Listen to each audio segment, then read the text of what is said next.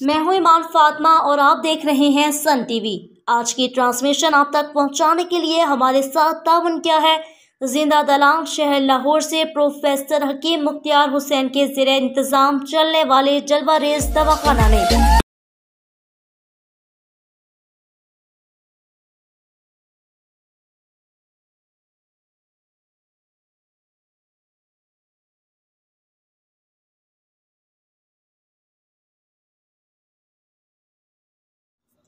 MCB bank अड्डा वागद की cash van की गुमशुदगी का मामला फैसलाबाद पुलिस ने हल कर लिया। कैश वैन और 4 करोड़ 96 लाख रुपए बरामद।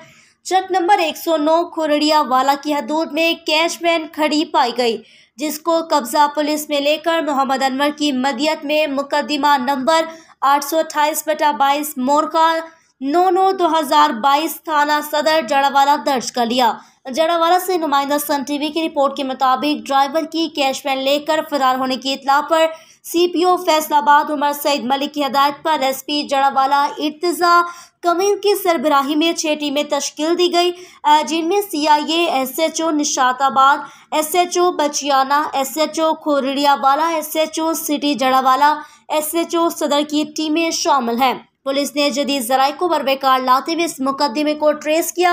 एसएचओ खुरड़िया वाला ने फौरी रेड करके मुलजिम अब्दुल अजीज और हनीफ को मौके से गिरफ्तार कर लिया।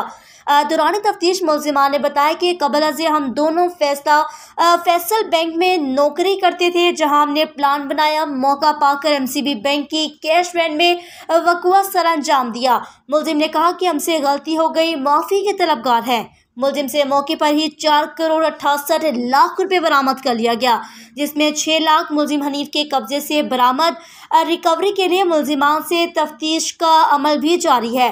आरपीओ फैसलाबाद का कहना था कि पुलिस जुराइम की रोकथाम में अपना भरपूर किरदार अदा कर रही है। जुर्रत से मुजरिमान को पाबंद सलासुल करते रहेंगे। हम फैसलाबाद को क्राइम फ्री सिटी बनाने के लिए दिन रात कोशिश है। आरपीओ फैसलाबाद मोइन मसूद और सीपीओ फैसलाबाद उमर सईद मलिक ने पुलिस टीम्स को तारीफी सर्टिफिकेट्स और इनामात का ऐलान किया।